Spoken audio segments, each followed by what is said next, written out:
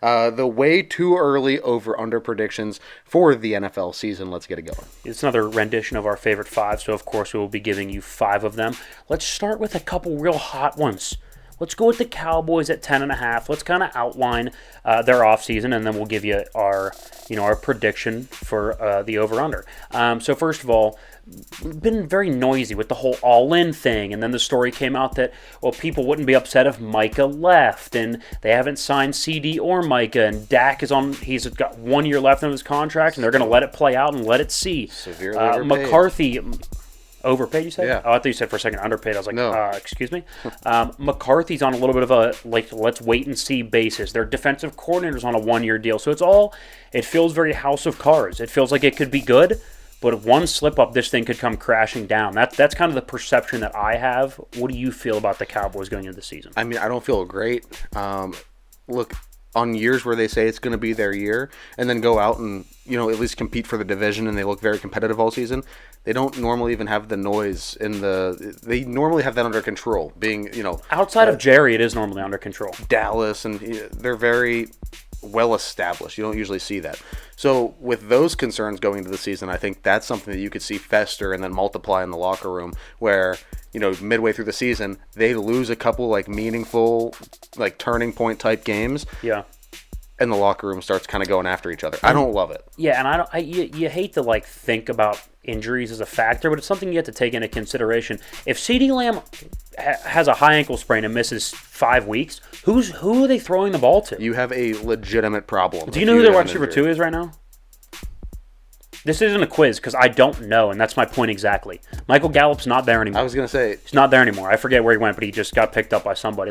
I don't know who you're throwing the ball to if CeeDee Lamb turns an ankle and misses 4 weeks.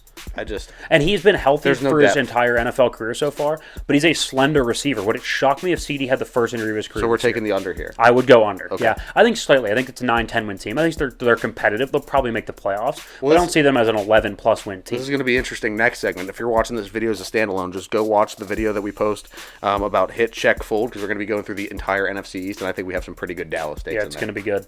Let's go to the Chargers, 8.5. You guys know I'm a big Harbaugh guy, which in turn made me kind of a Michigan guy. I'm not normally a Michigan fan, but I like Harbaugh a lot. I've been a Justin Herbert supporter, and I just like the organization as a whole, although they've been giving me no reason to like them as of late. But I'll go over on 8.5. I think that they can stumble and accidentally win 10 games. I do. I think it's a much better coaching staff. The line is really good.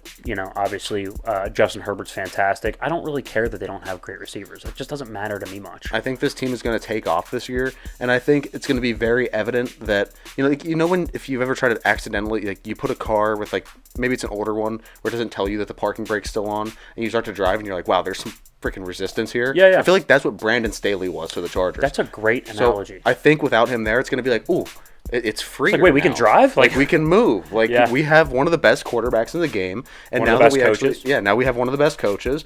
This thing we can get some momentum with this. Yeah, my only pause for concern is that it's a fairly tough division, so they could get kind of mired up in that a little bit. But I think over is the bet. Yeah. Buffalo 10.5. Now a lot of people are selling their stock.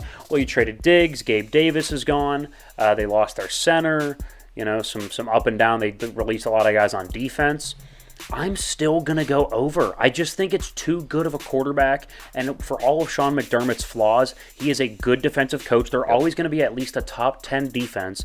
I think it's hard to have a top 10 defense and a top 5 quarterback, and what I would call a top 12 to 15 coach at worst. And be bad. Yeah. I just can't see it. Now, I think it's close. I think they're probably an 11-win team, but it wouldn't shock me if Buffalo goes out and wins 12 or 13 games and is right in the thick of it. Yeah. I don't think, in terms of a standalone big game against a Buffalo or against a Cincinnati or a Kansas City, that they're going to be as good. But over the course of a season, I think they win at least 11 games. Well, I think the other thing you have to take into account and remember is that when you put the game in Josh Allen's hands and he has to stand up and be the guy for you, a lot of the times he's going to do that. And he's going to do do it enough to at least win 10 games, 9-10 games. So I know people think it's a tough division too, but you have to look at matchups. Josh Allen has owned the Patriots as the last 3 years. He's owned the Dolphins the last 3 years. The Jets defense gives him a little bit of trouble, but at bare minimum he'll probably split there. So it's like they're going to be fine. Yeah. Let's actually move to the Jets at 9.5. I think to me that's an under. I think when your problem last year was injuries with older players, and you try to patch that up by getting Mike Williams, an injury-prone receiver who hasn't played more than 14 games since 2019, and you go get Tyron Smith, who hasn't played more than 16 games in a long time. Those are real issues. He's averaging, I think, like 13.4 games over the last 5 years. You get Morgan Moses, who is also an older player. I don't think you solve your issues. Now, yes, in a vacuum, if they all stay healthy, are they upgrades? Yes. What are the odds that happens? I don't know.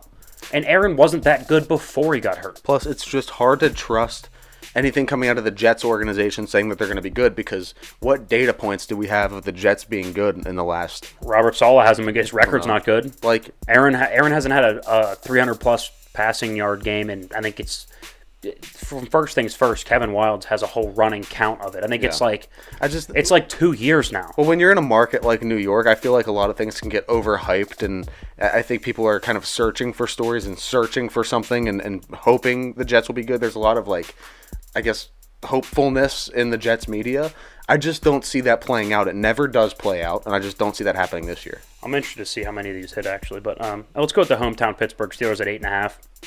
To me, I think that's an over. Kenny Pickett, Mitch Trubisky, and Mason Rudolph started games last year, and they won, 10 games, 9 games?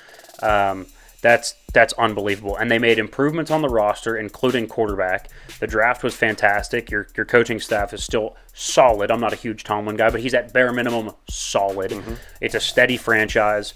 The schedule doesn't look insane. They get some tough games at home. Like they have the Cowboys at home. They have the Chiefs at home. Well, then you have the Eagles on the road. Yeah, Eagles on the road is going to be... I'm not saying they don't have tough road games, but they do get a break with, like I said, the Chiefs at home, Cowboys at home. They have a couple other tough games at home.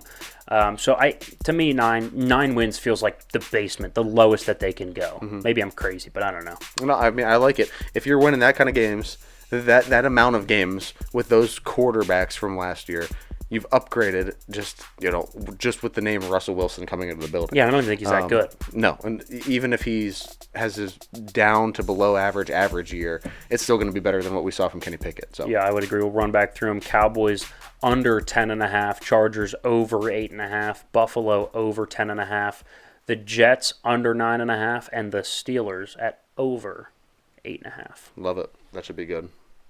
It's a new